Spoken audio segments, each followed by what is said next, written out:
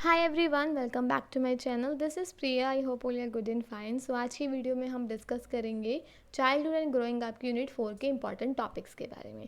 आज मैंने जो है नोट्स की फॉर्म में लिखा है। मैं आपको टॉपिक्स बता दूंगी, आप इसमें से भी पढ़ सकते हैं जो मैंने पॉइंट्स लिखे हैं, ठीक है।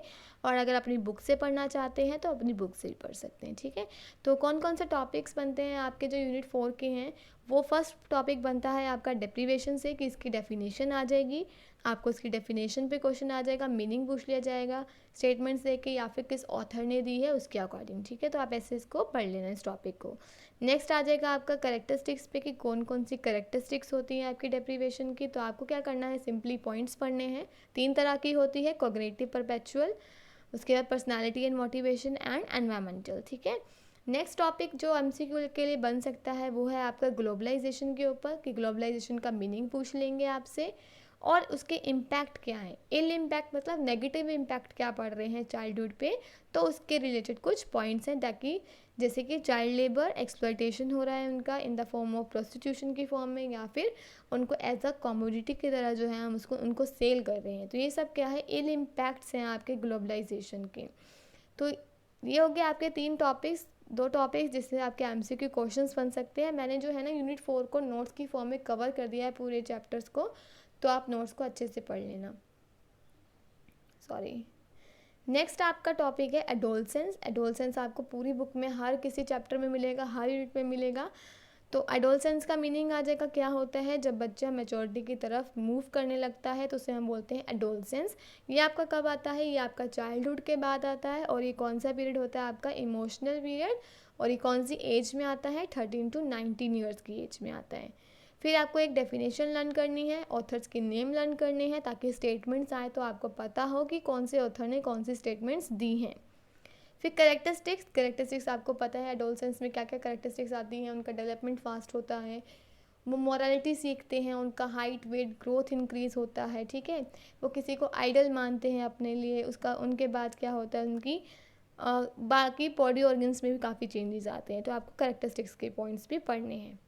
नेक्स्ट आपका टॉपिक है बुक में मेंटल डेवलपमेंट पे। मेंटल डेवलपमेंट का मीनिंग आपको पता है क्या होता है, जब आपका मेंटली कोई डेवलपमेंट होता है माइंड से रिलेटेड। कॉग्निटिव डेवलपमेंट हो गया, परसेप्शन आपका अच्छा हो गया, प्रॉब्लम सॉल्विंग टेक्निक्स आप सीख जाते हैं, इसको बोलते हैं मेंटल डेवलपमेंट, ठीक है।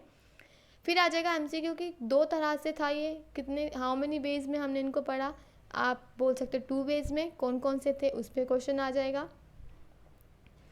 तो आपका था 2 तरह से। पहला है आपका क्वांटिटेटिव मेंटल टेस्टिंग बोलते हैं, और दूसरा था आपका क्वालिटेटिव एंड नॉर्मेटिव डेवलपमेंट, ठीक है। इस पे एमसीक्यू बन जाएगा कि कौन कौन से टाइप्स होते हैं। तो और ये भी बन सकता है कि क्वांटिटेटिव मेंटल टेस्टिंग क्या होती है। क्वांटिटेटिव वो होती है जब आपका मेंस का माइंड यूज़ होता है, ठीक है। और क्वालिटेटिव वो होती है जब हमारे मेंटल प्रोसेस हम स्टार्ट कर देते हैं। फिर कितने तरह के एस्पेक्ट्स होते हैं, 4 तरह के होते हैं। पहले है सेंसेशन एंड परसेप्शन, सेकंड आपका आता है language development, and third is development of power of reasoning और power of understanding, and next is power of reasoning, ठीक है। उसके बाद है आपका human behaviour is made up of 3 aspects. जो ह्यूमन का बिहेवियर है वो कितने एक्सपेक्ट से मिलकर बना है, 3 एक्सपेक्ट से मिलकर बना है, कोग्निटिव, अफेक्टिव एंड क्रिएटिव। उसके बाद आपको कोई एक डेफिनेशन पढ़नी है। इमोशन आपका टॉपिक आता है चैप्टर में। आपको ऑथर्स के नेम्स पता होने चाहिए कि ये डेफिनेशन कौन से ऑथर ने दी है, ठीक है। ये क्वेश्चंस इसी पे बनेंगे आपके एमसीक्यू ज़्यादातर। तो प्लीज़ जो ऑथर्स के नेम है ना उनको अच्छे से पढ़ना। कैसे लर्न करना है, आप एक पर्टिकुलर वर्ड को लर्न कर लो कि अगर ये वर्ड आता है तो ये डेफिनेशन इस ऑथर ने दी है, ठीक है। ऐसे आप इनको अच्छे से लर्न कर सकते हो। फिर टाइप्स पे आ जाएगा कि कितने तरह के होते हैं। आपको पता है positive, negative, primary. Next is emotional pertaining to self appraisal and emotional pertaining to other appraisals persons के लिए। तो ये होते हैं आपके types of emotions. Next topic है आपका सोशल डेवलपमेंट। सोशल डेवलपमेंट का वही meaning according to various author. 2 author के मैंने लिख के दिए हैं आपको। कितने एक्सपेक्ट्स होते हैं, 2 एक्सपेक्ट्स होते हैं इसके। सोशलाइजेशन, नेक्स्ट है आपका एक्सपेंशन ऑफ सोशल हॉरिजन। अब ये भी आ सकता है कितने होते हैं, और ये भी होता है कि सोशलाइजेशन के अंदर कौन कौन से पॉइंट्स आते हैं आपके, जैसे कस्टम, बिहेवियर, नॉर्म्स एक्सेट्रा, और एक्सपेंशन ऑफ सोशल हॉरिजन के अंदर भी। नेक्स्ट टॉपिक है आपका मार्जिनलाइजेशन। ये भी आपको रीड करना है। मार्जिनलाइजेशन का मीनिंग आपको पता होना चाहिए। फर्स्टली वो वाइडली यूज्ड हुआ था फ्रांस एंड यूरोप पे। इस पे भी एमसीक्यू बन सकता है कि कहाँ पे वो पहले यूज़ हुआ था, फ्रांस एंड यूरोप में हुआ था। और एक लेटिन वर्ड से आया था जिसका मीनिंग था मार्गो, दैट इज़ एज मतलब बॉर्डर पे। सो बेसिकली मार्जिनाइजेशन वो होता है कि जब आप किसी को बोलते हो कि कोई पर्सन जब आपके लिए कोई इंपॉर्टेंस नहीं रखता या लेस इंपॉर्टेंट है, उसको आप साइड में कर देते हो, तो उसको बोलते हैं मार्जिनलाइजेशन। ठीक है, कॉजेज़ आपको पता होने चाहिए कि मार्जिनलाइजेशन के कॉजेज़। आपको जस्ट पॉइंट्स रीड करने हैं क्योंकि एमसीक्यू में आपको सिर्फ पॉइंट्स पता होने चाहिए। एक बार अंदर का गो थ्रू कर लेना मीनिंग, बट अगर आप पॉइंट्स पढ़ोगे आपको समझ आ जाएगा इसके अंदर का मीनिंग क्या होगा। ठीक है, फिर आप कैसे इनको ओवरकम कर सकते हो, 3 है आपके लर्निंग एनवायरनमेंट्स के थ्रू, अपॉर्चुनिटीज़ प्रोवाइड करके, उनको एक्सेसिबिलिटी देके, ये सब उनके पॉइंट्स हैं। नेक्स्ट टॉपिक है आपका बुक में पॉवर्टी। पॉवर्टी का मीनिंग पढ़ लेना, 3 टर्म्स के अकॉर्डिंग है। एब्सोल्यूट और रिलेटिव पॉवर्टी के अकॉर्डिंग क्या मीनिंग होता है, ये क्वेश्चन आ जाएगा। ऑब्जेक्टिव एंड सब्जेक्टिव के अकॉर्डिंग, फिजियोलॉजिकल और सोशोलॉजिकल के अकॉर्डिंग। कॉजेज़ आपको पता है क्या होते हैं, किस कारण होते हैं, because of corruption, because of inequalities, because of illiteracy. बहुत सारे पॉइंट्स बन सकते हैं, ये आपको भी पता है। ठीक है, ये फैक्ट्स आपके हैं, ये आपको पढ़ना है। फिर आपका स्कूलिंग के कुछ लास्ट में आपके चैप्टर के छोटे छोटे टॉपिक्स हैं स्कूलिंग के ऊपर। पीयर इन्फ्लुएंस आप पे कैसा पड़ता है, फिर आपका टीचर्स के साथ रिलेशनशिप कैसा होना चाहिए, स्कूल कल्चर कैसा होना चाहिए, बेसिक बेसिक पॉइंट्स है, आप इनको पढ़ लेना। नेक्स्ट है आपका over age learner. Over age learner कब कौन होते हैं, जो नॉर्मल एज से बड़े होते हैं और तब स्कूलिंग ज्वाइन करते हैं, फिर बच्चों को क्या क्या डिफ़िकल्टीज आती हैं उस पर क्वेश्चन आ सकता है।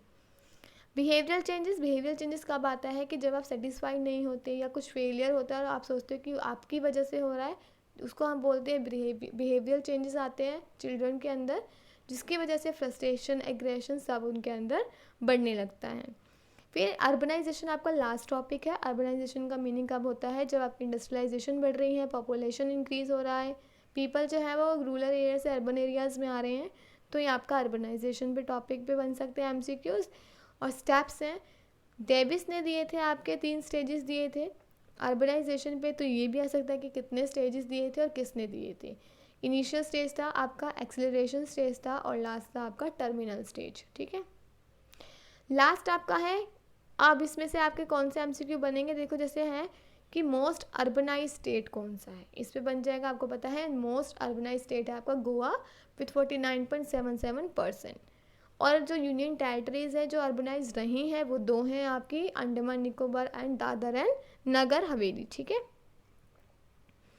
नेक्स्ट है degree of high urbanisation state कौन से है, जिनकी हाई डिग्री है वो है आपके साउदर्न, वेस्टर्न, नॉर्थ ईस्टर्न, और जो लो डिग्री के है वो आपके नॉर्दर्न और सेंट्रल स्टेट्स। नेक्स्ट इसके इफेक्ट्स हैं। तो ये कुछ इंपॉर्टेंट टॉपिक्स हैं जो आपको पढ़ने हैं अपनी यूनिट 4 से, जिसमें से आपके एमसीक्यू क्वेश्चंस बन सकते हैं। मैंने नोट्स की फॉर्म में लिखा है, आप इसको भी पढ़ सकते हैं अच्छे से, बाकी आप अपनी बुक से भी पढ़ सकते हैं।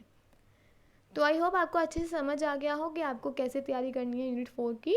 अगर वीडियो अच्छी लगी हो तो प्लीज़ लाइक, शेयर, कमेंट करें और सब्सक्राइब ज़रूर करें मेरे चैनल को, ताकि जो आगे के न्यू नोटिफिकेशन है आपको मिलते रहें। Thank you, have a good day.